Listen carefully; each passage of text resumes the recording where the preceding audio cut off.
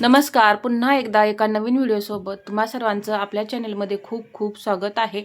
आजच्या व्हिडिओमध्ये मी तुम्हाला कटोरीला परफेक्ट आकार कसे द्यायचे हे शिकवणार आहे. तर पहा, साईज कोणतीही असो, मी इथं तुम्हाला आकार जसे द्यायला सांगणार आहे त्या पद्धतीने तुम्ही आकार द्या. एकदम परफेक्ट अशी आपली कटोरी तयार होईल. म्हणजे पहा, काही काहींच्या कटोरीला जशी मूळ कटोरी आहे तशी आकार येत नाहीत, वेगळेच आकार येतात, पसरट होते किंवा अशी उभट होते. तर ती तशी कटोरी होऊ नये यासाठी आपल्याला कशा पद्धतीने आकार द्यायचे आहेत हे मी तुम्हाला आजच्या व्हिडिओमध्ये सविस्तर असं समजावून सांगणार आहे.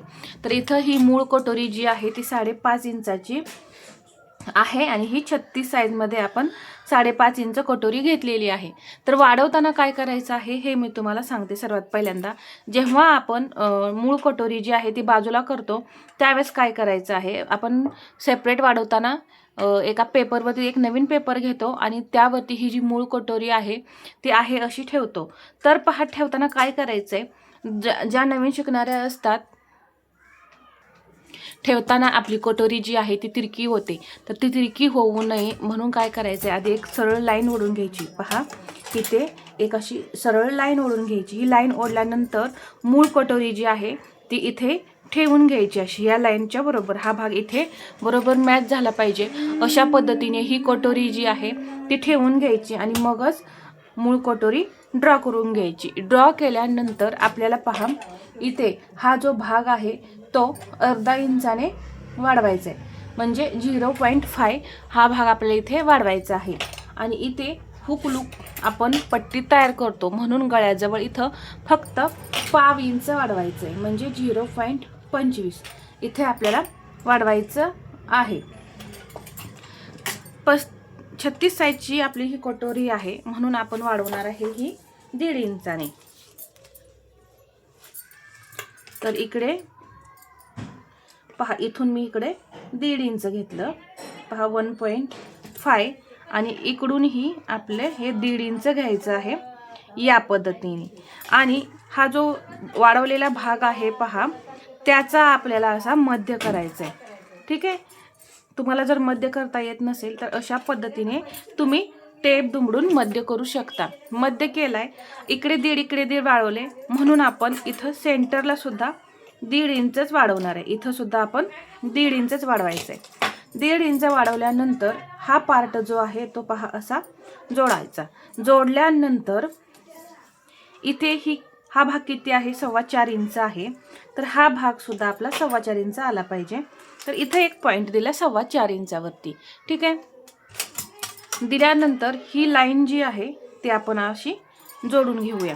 इथे पहा, हा भाग आता तुम्हाला इथं आकार देता येत नाही. डायरेक्ट तुम्ही कसेही आकार देता.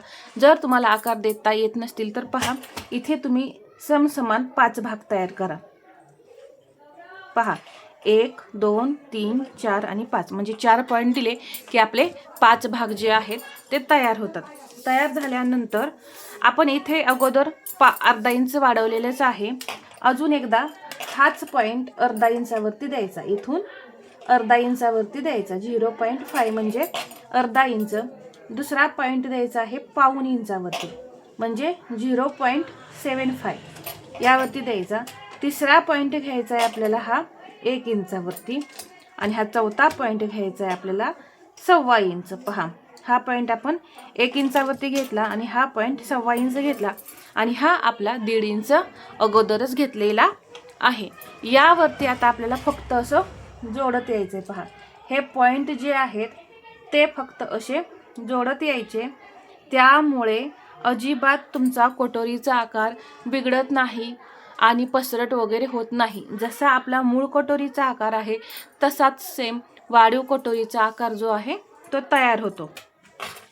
इथे अर्धा इंच वरती जायचं आणि एक ही तिरकी लाईन ओढून घ्यायची. इथे मी ही तिरकी लाईन ओढून घेतली. ही जी ट्रिक आहे ती तुम्ही सर्व साईजमध्ये, अगदी लहान साईजपासून मोठ्या साईजपर्यंत वापरायची आहे. पहा, या पद्धतीने इथे अर्धा इंच आणि इथे अर्धा इंच तुमचं शिलाई मार्जिन जाणार आहे. 5.5 इंच आपली कटोरी आहे तर त्याचा मध्य करायचं आहे. किती झाला, 2.25 इंच. आणि इकडूनही आपल्याला असा 2.25 इंचावरती मार्किंग करायचं आहे. तर पहा, 1.5 इंच आणि इकडेही 1.5 इंच असा आपला हा टक्स जो आहे तो रुंदीला तयार झालेला आहे आणि उंचीला घ्यायचा आहे 2.25 इंच आणि अशा पद्धतीने हा टक्स जोडायचा. मग ही पद्धत जी आहे कोणतीही साईज असो तुम्ही वापरा, एकदम परफेक्ट असे आकार तयार होतात. तर आजचा व्हिडिओ तुम्हाला कसा वाटला हे मला कमेंटमध्ये सांगा आणि व्हिडिओ आवडला असेल तर लाईक करा, शेअर करा आणि असेच नवनवीन व्हिडिओ पाहण्यासाठी आपल्या चॅनलला सबस्क्राईब करायला विसरू नका. धन्यवाद.